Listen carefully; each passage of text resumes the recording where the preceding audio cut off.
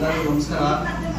ಏನಿದ್ದಿನ ವೇದಿಕೆ ಕಾರ್ಯಕ್ರಮಿಸಿದ ಆದಿ ಸದಸ್ಯರಾದ ವಿಜಯನವರೇ ಹಾಗೂ ಮುರಿನ ಹಿರಿಯರ ಸ್ವಾಮಿಯವರೇ ಹಾಗೂ ನಾರಾಯಣವರೇ, ನಮ್ಮ ನಟರಾಜನವರೇ, ಅಣ್ಣವರೇ ಹಾಗೂ ಇಲ್ಲಿರ್ತಕ್ಕಂಥ ಎಲ್ಲ ಪೋಷಕರೇ, ಗ್ರಾಮಸ್ಥರೇ ಹಾಗೂ ಮುಖ್ಯವಾಗಿ ನಮ್ಮ ಮೇಡಮ್ ಎಲ್ರಿಗೂ ವಂದನೆ ಮಾಡ್ತಿಲ್ಲ.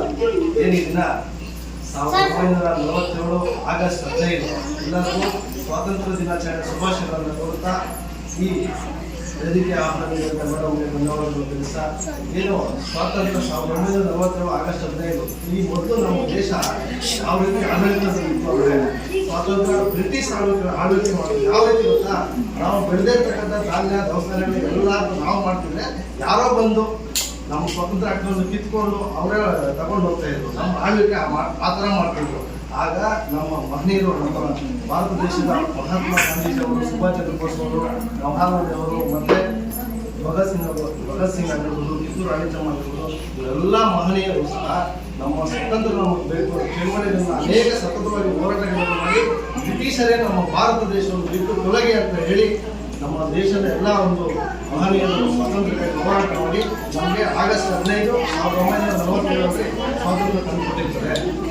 ಹಾಗಾಗಿ ಪ್ರಜೆಗಳೇನಿದ್ದು ನಮ್ಮ ಸರ್ಕಾರ ಏನಿದೆ ಪ್ರಜಾಪ್ರಭುತ್ವ, ನಮ್ಮ ಸಂವಿಧಾನ ಬಂದ ನಂತರ ಸ್ವಾತಂತ್ರ್ಯ ಅಂದ್ರೆ ಏನು, ನಮ್ಮ ಹಕ್ಕನ್ನ ಯಾವ ರೀತಿ ಪಡಿಬೇಕು ಅನ್ನೋದನ್ನ ನಾವು ಸ್ವತಂತ್ರವಾಗಿ ನಮ್ಗೆ ಕೊಟ್ಟಂತ ಮಹಿಳೆಯರಿಗೆಲ್ಲರಿಗೂ ಸ್ಮರಿಸುತ್ತಾ, ಈಗಾಗಲೇ ನೋಡಿರ್ತಕ್ಕಂಥ ನೋಡ್ಬೇಕು. ಈಗ ನಮ್ಮ ಸ್ವತಂತ್ರ ಬಂದಿದೆ, ಅದು ನಮ್ಗೆ ಸಿಕ್ಲಿಲ್ಲ. ಯಾಕೆ ಗೊತ್ತಾ, ಈಗ ಪ್ರತಿಯೊಂದು ವಿಚಾರಕ್ಕೂ ಪ್ರತಿಯೊಂದಕ್ಕೂ ಹೋರಾಟ ಮಾಡ್ತಾರೆ.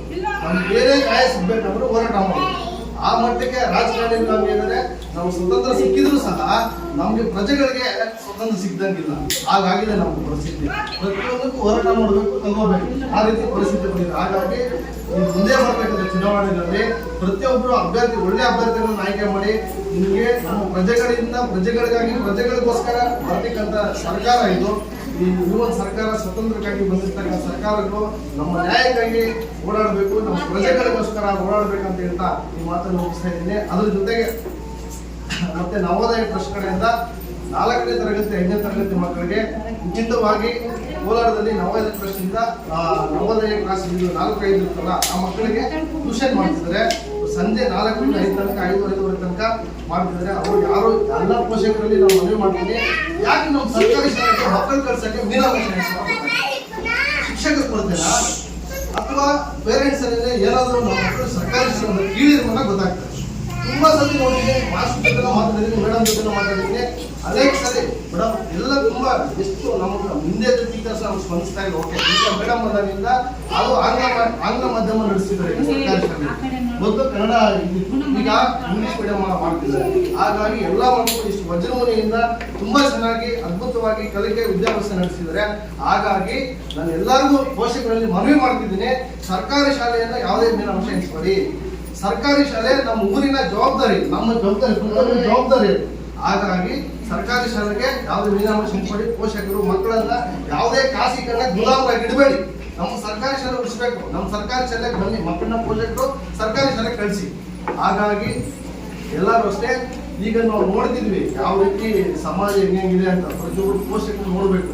ಯಾರೋ ಪಕ್ಕದ ಮನೆಯವರು ಖಾಸಗಿ ಶಾಲೆಗೆ ಹಾಕ್ಬಿಟ್ರೆ ನಾವೇ ಹಾಕ್ಬೋದಲ್ಲ, ಬೇಕಾಗಿಲ್ಲ ನಮ್ಗೆ ಅಂತ ಹೇಳ್ಬಿಟ್ಟು ಸರ್ಕಾರಿ ಶಾಲೆ ಮೀನಾಂಶ ಎಣಿಸ್ತಾರೆ. ನಾವಿದ್ದಾಗ 40-50 ಜನ ಇದ್ರು ರೂಮಲ್ಲಿ, ಇವಾಗ ನೋಡೋದು 5-4 ಜನ ಇದ್ರು.